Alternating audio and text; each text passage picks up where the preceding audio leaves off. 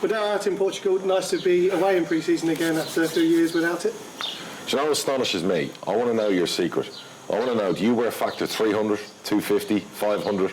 I've never seen anyone who spends so much time in the sun and they're as white as you. Yeah, but I'm here to make other people look good. That's the job, isn't it? That's very true. But I want to just say quickly, 21 years, club legend, icon. I'm seeing a statue down the line for you, Philip. I mean, you know, eventually you'll leave us for better things, I'd imagine. But statue. Definitely has to be a statue, I think. Can I have a tannin statue? Well, no, we're going to have to make it like, you know, very pasty. You know, this is what it's going to have to be. Anyway, yeah, great to be here. Really, really good. What's not to like? Blue skies, beautiful location, great scenery. I'm seeing in the background there the gaffer, Cliffy. They've been out playing golf this morning. I think everyone's deserved their day down. I've just seen all the lads leave for the water park, so they're going to like fry this afternoon. That's going to be funny. And yeah, really, really good few days and been enjoyable so far. It's everyone's good vibes, good atmosphere. Everyone's smiling, and yeah. Yeah, players have worked really hard. Oh, Jesus. Double sessions, obviously, in this heat, Monday, Tuesday. And I wish this was last summer. You got to see 11v11 last night, plenty of goals scored. Yeah, no, a few words I'd use to describe, because I guess the fans will always say, oh, we don't want to hear the same old crap every year or whatever else, you know. So a few things I'd describe, that some of the differences. Professionalism is a word that's massive, that I can just smell around the place. You know, this management team, you know, believe they don't care about star players, youth players, whatever. I think they're more focused on hard work ethic, you know, putting the shift in, being as professionals. They're driving me mad where they want more, not player-wise, just little things that will improve everything, more staff to help here, more things in the training ground, more things about away trips. I've never seen anything like it in my life. It's exhausting at times, but our boy has gone away and grown up, and I mean our gaffer, you know, from when I took him from the under-15s, made him a coach, assistant manager, and then a manager, fired him. He's gone away and become a different animal. And I mean that in a very positive and complimentary way, which is, I guess, the evolution of anyone as they become a manager and as they improve. He's more demanding, he's more focused, he's more sure about himself. He's got an unbelievably good team around him. You know, Cliff and Dale, it's great to spend a bit of time with them. You know, the new guys in sports science, physiotherapy. You know, we had a little staff meeting yesterday to go through things. Yeah, it's different mustard, and you know that by the demands that have been put on me. I'm being put on the football club all the time, you know, and I guess it's backed up by the FIFO, the saying that they have, which is just describes them perfectly. It's basically, this probably goes for the owners, you guys, the players, the staff. It's fit in, fuck off, fit in or fuck off, you know, and that's great, because maybe some of the clowns in the past we would have had floating around with a bit of flairness to them and silliness to them and showing up late, they would have to leave, you know, because this crew, as I would call them, this management team, just aren't going to put up with any nonsense. It doesn't matter if you're Cristiano Ronaldo or whether you're one of the youth players, you know, everyone has to buy in or they got to go, and that's fit in, fuck off. And I respect that and I like that. I haven't seen the players like this shape-wise for a long time. They could start the league tomorrow. Would you agree? Mm-hmm. I think they could play tomorrow. I mean, they came back obviously based off a program that the management team had set in place, and they just looked in incredible shape. And then you're watching them. You watch the training. I'm seeing training drills I've never seen. Like, I've been through X amount of managers, and you just see the same training drills every pre-season. And there was 2 drills the other day where I was asking, geez, where did you pick that one up? It was fascinating to watch. And then the 11v11 yesterday, yeah, it's high intensity. You know, and you're like, I almost felt a couple of the younger ones, I'm listening to the first team players, like, fucking this, do that, and I'm like, it's intense. I mean, they have to step up, you know, and you're watching them with Benji, you know, Joe Taylor. Charlie did very well yesterday, centre-back, you know, against some good attacking players. And I'm then watching the players demand from each other. And these are in training games. I haven't seen that before. There was like a hell of a ruck yesterday, and I liked it, you know. It was like you had a centre-half in one team and a striker in the other. They weren't even on the same team, and they were actually demanding more of each other than separate teams. So no, it's yeah, really, really good. Really great chance for.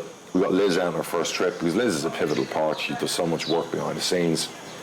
You know, she gets the manager, Cliff, everyone, all the things they need. We know the work. She's a bit like you. She does so much work at the club and takes a lot on her shoulders. And it was great for her to come out for a few days be part of the meetings. You know, a few hours by the pool, and because she deserves a bit of a break, you know, in the daytime, and just be amongst it. She's wanted to do it for years, and it's never happened. And you got the owners. So yeah, I mean, A+. It's expensive, but A+. Speaking to Kwame on the first day, you're talking about that fitting mentality. He's sort of saying that as a group, as a four that was in his room, they wanted to be the first down for breakfast. And that's a mentality thing, isn't it? And it the management see them walk through the door first. And God help anyone that comes 5 seconds before the time. Because say the time's 7:30 and you come down at 7:29:55. They're still looking at you like, what the fuck are you doing waiting till that time? You should be down earlier. It's like I said, it's those standards they're setting.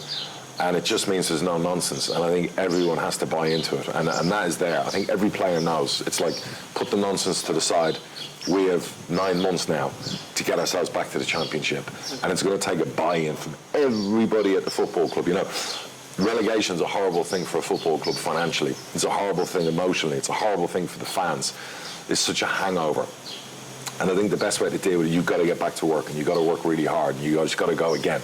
You know, and we've been here before, and hopefully, you know, this time it will be a short stay, and we go again. But yeah, I mean, the players are like, I can see it. They're not going to fuck around with this management staff. There won't be people coming late. There won't be people missing. There won't be people taking the piss.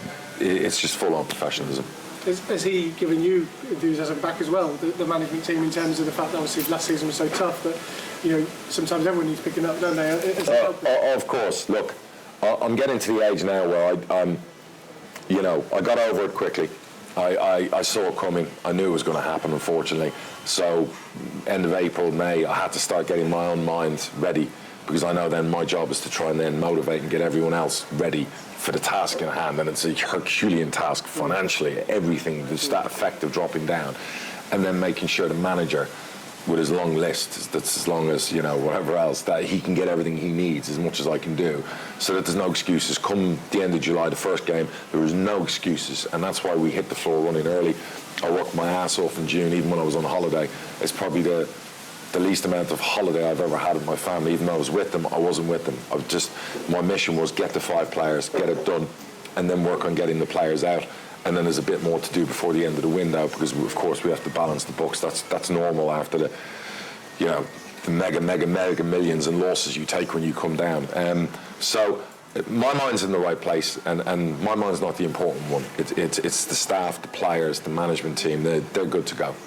Those 5 players you brought in, obviously the keeper position was important. Yes. Because we obviously went into the season with only young Will Blackmore, so yeah. Those 2 are huge in terms of the physical presence. I mean, Bergstrom, a stiff neck looking up that far. Fucking hell. He stood on that chair singing the other night, and I was worried his head would go through the... Standing on the chair? I thought he was just standing. Yeah, his head would go through the fucking roof. I mean, he is... No, 2 very good young guys. Look, we spoke in May, we went to Vegas, we did a whole meeting with a strategy recruitment meeting, and obviously I said to the manager, you know, we can get one goalie who's going to cost a few quid and do whatever else, and then you can go with a Will Larkin or a Blackmore like we did last time. And that's how it works nowadays. You got financial rules in League One. You got the 60% rule. You got all those things. And it's my job to design it and make it work. And he was like, well, no, I want to go a different way. And I said, okay. And he goes, I want 2 young ones, and financially I can make this work. And to be fair to my scouts, you know, the Chelsea boy, we had 10 games we'd had him watched, so we had loads of reports on that. Gaffer and his staff loved him, and obviously they knew the Hull boy. So that was a really easy one. Will Larkin, it was great to see him come out here, because was he 17, 18? I mean, he's 6'3" already. And again, he's another one out of our academy. You know, that's going to give Jason a little stiffy, do you know what I mean? Straight away seeing another one coming out from the academy. So he's a player, he's got a chance. You know, so he's going to be in and around, and I think the idea now will be Blackmore will go out for the season on loan, and let's see him earn his spurs. You know, there's no point in him sitting around for the next year as a backup. He's got to go play 40, 50 games, because there's talent in there as well. And if he gets that right, he's got a chance. So, yeah, goalkeeping, very competitive. I couldn't call it, could you? You know, watching the 2 of them, they're both very competent goalkeepers. In terms of the midfield options, I suppose the key thing for midfield was to have 4 players that bring you something different, so that you're not relying on, you know, just one and trying to mix and match. And I think the four you've got in there at the moment probably do that, don't they? So when we sat down in recruitment, and people always go, oh, you know, Peterborough have a certain, yeah, we have a certain way we do things, of course, but it's done in unison with a manager. It's done in unison with the team to go, right, when we sat in recruitment, we went, we're going to be down to Jando and Jack in the summer because Norbs is going to be out for a long period of time, so we're probably going to need two in there. And obviously the manager was like, well, look, H will be one of the central midfielders once Dan Butler's back. You know, H can play left back, left wing back, but predominantly everyone sees him as a left-sided central midfielder. So he can play particularly in a 4-3-3, and he's super talented. So all of a sudden you got three in there. But look, we decided we're going to bring two in. So what are the two we're going to bring in? One's going to be a younger one that fits what we do. And the Hector was one we'd given to the management staff and said, look, there's three. Hector was one of three. Go away, do your due diligence, and tell us what you think. They came back salvated and said, Hector, we want Hector, you know, big time. Then obviously said, now we're going to go for a little bit more of an experience. When I say experience, not necessarily in age, but in football league games. So it was like we had two names. We had obviously a boy from Hull, and we had Thompson. The manager had the horn for Thompson, big time. So we knew early on, the boy that had left Hull, geographically, there was not even a conversation to be had. So that was a non-starter anyway. But a manager was like, I want Thompson, I want Thompson, I want Thompson. So we made that happen. So that was an easy one. So we're strong in there, very strong in there. And touch wood, yeah, they all stay fit. I don't know who he's picking because you're watching them out there. You know, Jack Taylor this year, I would expect him to probably play the most games he's ever played and be the fittest he's ever been. Jando, different level of League One. I was making a joke yesterday. You see some of our players. It's like, know your player. So you see an attacking player try and take Jando on and a dribble, and it's like he's not that guy. He's like a Kante. You just don't try and dribble because he's just his legs and whatever. He gets the ball. Like 5 players tried it, and every time he's nicked the ball. It's like, know your player. It's not, you know, you're up against him. Don't try and dribble around him. You know. So no, really, very good strength in there. Very good strength in there. Really, I think the manager's very happy with what he's got in there. Yeah, and one person who probably had a good go at the other man, Jando, is the other signing, David Edgerboy, who's got pace to burn, and we saw in the training sessions we've seen so far. He's a great lad. He was like in pain yesterday, and he said to me, I've never done double sessions before. So he's durable. We love that. My scouts and me put together him, and Barry got to see him and everything else back in January. The one thing that we loved was his durability. Every year he's been at Sutton, he's played more games, he scored more goals, he's created more assists. Very Dembele, but very different from Dembele defensively. So he can do all the Dembele stuff going forward, but he will track. And he is a dream for a fullback to play behind, because they're not going to worry about, he's not going to help me 2-on-1 or whatever else. David's a grafter and a worker. He's 23. He's got so much upside.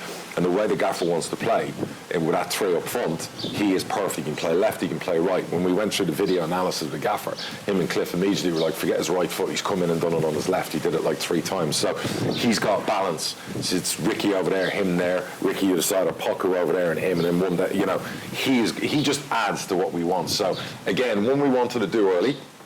The boy went on holiday. I think they just missed the playoffs and whatever else. There was a championship club, and at one stage I was very nervous about it. Fair play to his agent, and me and Barry have known for a long, long time. He stood by us on that, and we ended up getting it done. And Sutton were an absolute dream to deal with, absolute dream. So, yeah, I said I did that deal late in Dubai after about 12 beers.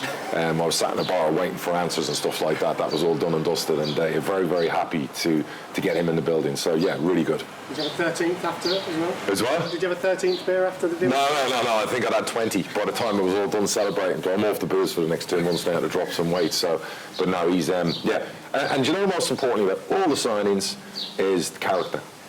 Character is like so important for the managers. We've learned that as well.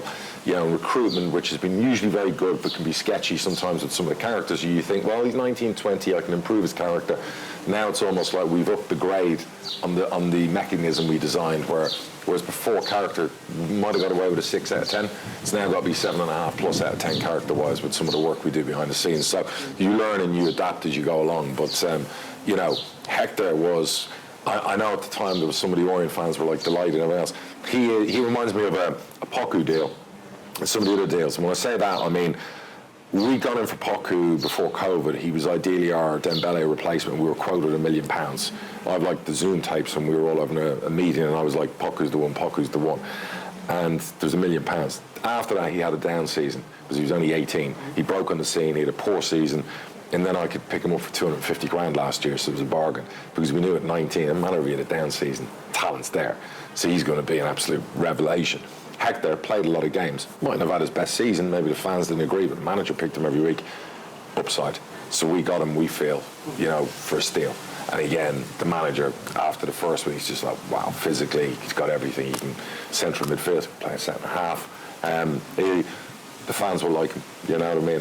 And again, character, you've all interviewed him, good person, you know what I mean? So yeah, really, really, I think all the signings, tick a lot of boxes, Thompson, who's come in, I think Portsmouth would have won promotion a few years ago if he hadn't been called back early. Millwall fans liked him a lot, and did his best to try and keep gilling him up. An honest player, wants to play games, and he's in the mould of our manager where he will just work hard. Like work, and the gaffer's all about working hard. If you're not if you're not working, you know the result of that. So good. Yeah. In terms of the way, obviously George Grant's gone to Hearts, it's a good move for him. Obviously Mark Beavers is going to be playing in Australia, which means he might get a tan, which he'll be happy with. David Cornell's obviously gone to Preston, good move for him.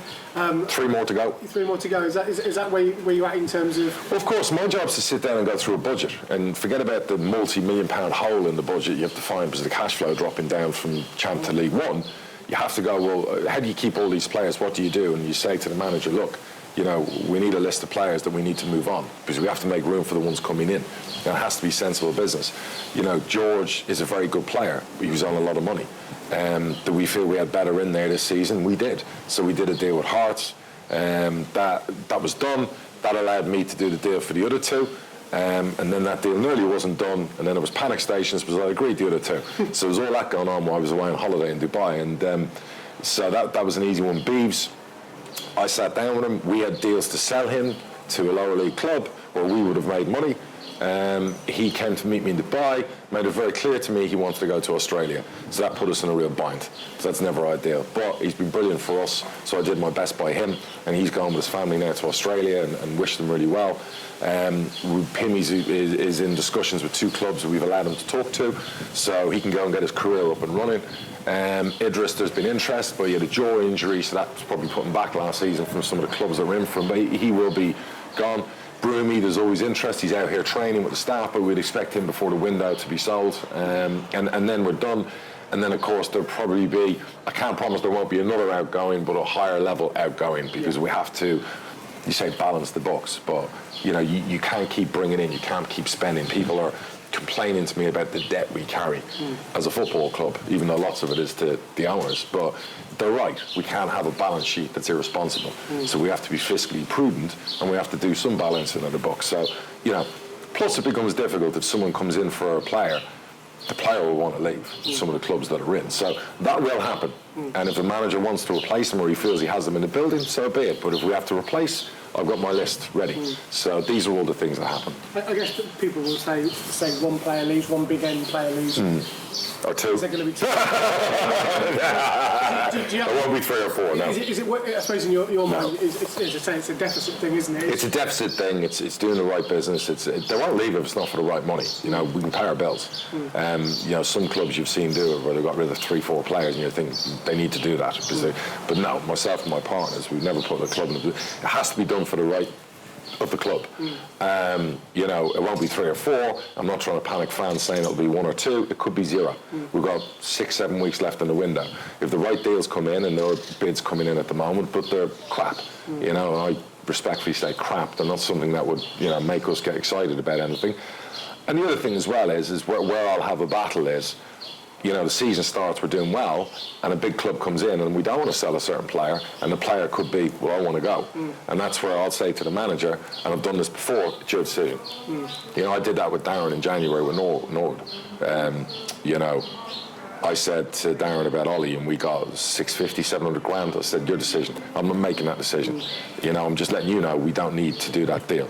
And in the end, he said, no, he's not going. So, hindsight's a wonderful thing and all of that, but, he'll come back and he'll be fine and he'll get his move. So, I don't know what the next 8 weeks hold, but I do know that we, at the moment, I feel we've got the greatest show on turf in League One, and I keep saying that because I'm very excited about the blend of youth and when I say experienced players who've won promotion from League One, but I was joking with Nathan Thompson. He's the oldest player here at 31, and the next oldest player is 27. So and our younger players are really, like, you see Benji, who's now finally fully fit. The manager came to me and said, "My God, you were right. We didn't need another right back." I mean, he's, you know, the competition with him, Joe Wharton and Nathan in that position at right back. You've seen it. He's ready, but it's keeping his hamstrings right and keeping him fit. You know, so I don't want to take away from what I've said is going to be potentially the greatest show on turf. That everything comes together, but suddenly decimating that and taking out 3-4 of our best, not going to happen. We want to get promotion. We want to get back to the championship. We want to make amends for the mistakes made last year. And this crew, management-wise, we're here, and I don't want to go into ex-managers or previous staff or whatever else. It's a different animal, you know, I think, and I hope to be proven right in a year's time when we're gearing up for a championship season again. So, so that's the way it goes. And it won't be, people ask me questions, they're reading the papers, oh, that player, and oh, Watford's in, and this team's in, whatever.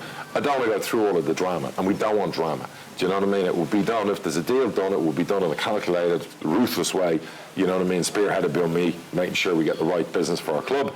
If the manager wants to go back in for another player, we have a box of tricks ready.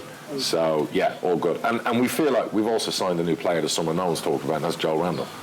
You know, everyone sees Joel and, you know, he's settling down. He's now got friends in here, and Joe Tomlinson's another one. They're like two new signings, and they're ready.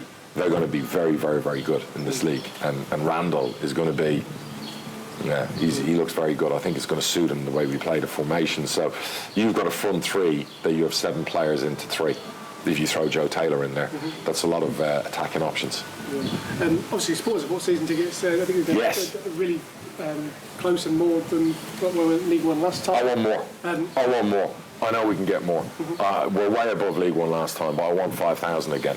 You know, we're close. You know, we set a really high target based on Championship football, and we're not that far off. I think we're like 8% off or whatever else. I think by the time, come to the 2 home friendlies. Come and see what it's all about. If you're still on the fence about renewing your ticket, if you're still worried, if you still think whatever else, I know if money's the problem, I understand. Don't buy your season ticket. You've got to look after you and your family and inflation, everything that's going on. But come, watch those games, you know, and I think those 2 games will create a bit of a drive in season tickets again. There's so much good stuff going on. The kit releases, I saw the whole marketing video and promo for what's coming up when we release this is the home kit. I don't want to say the date because I might spoil that, but I love the production. Jake, all you guys have done a fucking unbelievable job putting that together. It's I know there's some leakish issues and whatever else, but forget all that crap. That looks phenomenal.